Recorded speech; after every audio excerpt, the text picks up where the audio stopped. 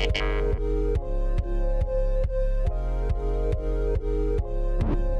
everyone, and welcome back to another episode of Story Dose. Today we are reading Paulo Coelho's classic, The Alchemist. We have a really cute selection today about how Santiago is looking for his personal legend and he about gives it all up for the sake of love. Finally, a young woman approached who was not dressed in black. She had a vessel on her shoulder and her head was covered by a veil, but her face was uncovered. The boy approached her to ask about the alchemist. At that moment, it seemed to him that time stood still, and the soul of the world surged within him. When he looked into her dark eyes and saw that her lips were poised between a laugh and silence, he learned the most important part of the language that all the world spoke, the language that everyone on earth was capable of understanding in their heart. It was love. Something older than humanity, more ancient than the desert. Something that exerted the same force whenever two pairs of eyes met, as theirs had here at the well. She smiled, and that was certainly an omen, the omen he had been awaiting, without even knowing he was, for all his life. The omen that he had sought to find with his sheep, and in his books, in the crystals, and in the silence of the desert. It was the pure language of the world. It required no explanation, just as the universe needs none as it travels through endless time. What the boy felt at that moment was that he was in the presence of the only woman in his life, and that, with no need for words, she recognized the same thing. He was more certain of it than anything in the world.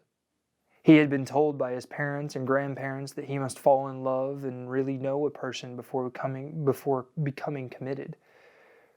But maybe people who felt that way had never learned the universal language. Because when you know that language, it's easy to understand that someone in the world awaits you, whether it's in the middle of a desert or in some great city. And when two such people encounter each other and their eyes meet, the past and the future become unimportant. There is only that moment and that incredible certainty that everything under the sun has been written by one hand only. It is that hand that evokes love and creates a twin soul for every person in the world. Without such love, one's dreams would have no meaning. Maktub, thought the boy. The Englishman shook the boy. Come on, ask her. The boy stepped closer to the girl, and when she smiled, he did the same. What's your name? He asked. Fatima, the girl said, averting her eyes. That's what some women in my country are called. It is the name of the prophet's daughter, Fatima said. The invaders carried the name everywhere. The beautiful girls spoke of the invaders with pride. The Englishman probed him, and the boy asked her about the man who cured people's illnesses. That's the man who knows all the secrets of the world, she said. He communicates with the genies of the desert. The genies were the spirits of good and evil, and the girl pointed to the south, indicating that it was there the strange man lived. Then she filled her vessel with water and left. The Englishman vanished too, gone to find the alchemist, and the boy sat there by the well for a long time, remembering that one day in Tarifa, the Levantier had brought to him the perfume of that woman, and realizing that he had loved her before he even knew she existed. He knew that his love for her would enable him to discover every treasure in the world. The next day, the boy returned to the well, hoping to see the girl. To his surprise, the Englishman was there, looking out at the desert. I waited all afternoon and evening, he said. He appeared with the first stars of evening. I told him that I was seeking, and he asked me if I had ever transformed lead into gold. I told him that was what I had come here to learn. He told me I should try to do so. That is all he said. Go and try. The boy didn't say anything. The poor Englishman had traveled all this way only to be told that he should repeat what he had already done so many times. So, then try, he said to the Englishman. That's what I'm going to do. I'm going to start now. As the Englishman left, Fatima arrived and filled her vessel with water. I came to tell you just one thing, the boy said. I want you to be my wife. I love you. The girl dropped the container, and the water spilled.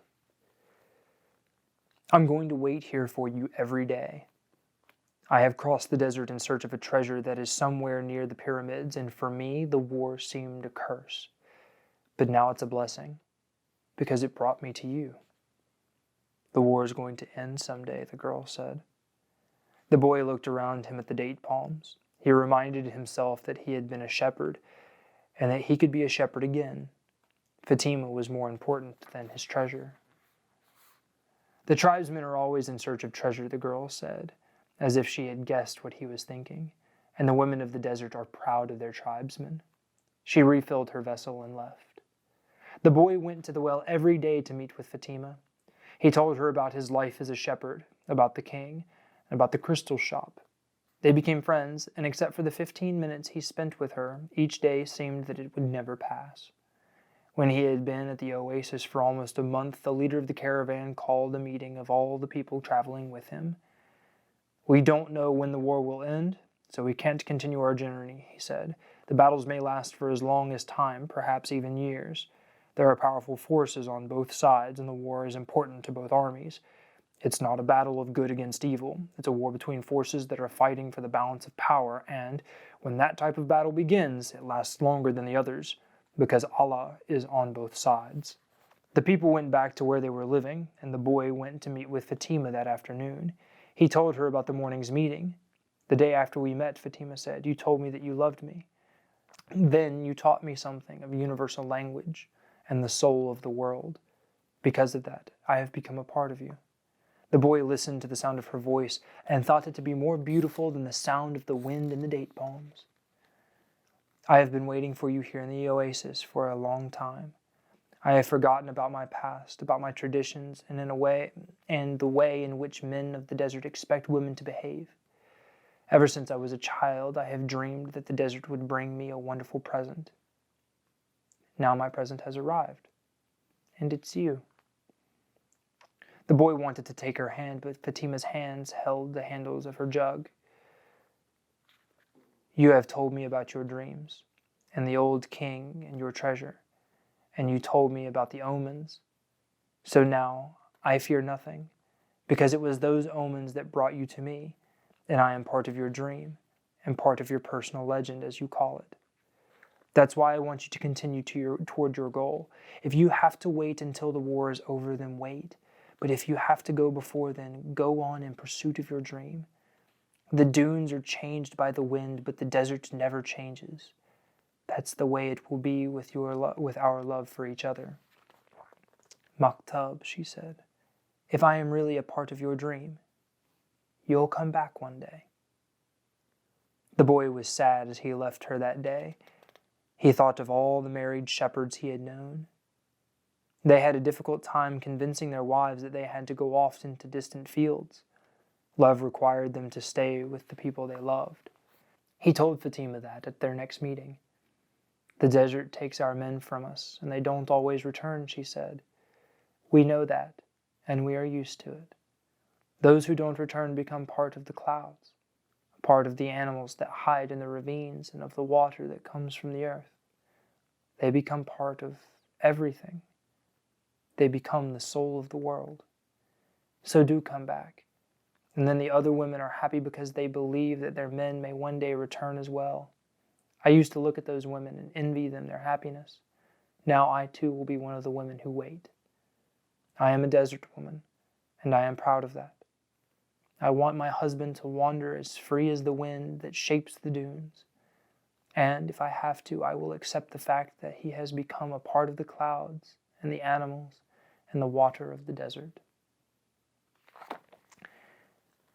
Just a really beautiful piece there over the course of a couple months that Santiago has to stay in this oasis as he is pursuing his personal legend and the woman Fatima that he falls in love with. Make sure you go get a copy of The Alchemist by Paulo Coelho. It is wonderful. There's so much wisdom there. Until next time, this has been Story Dose.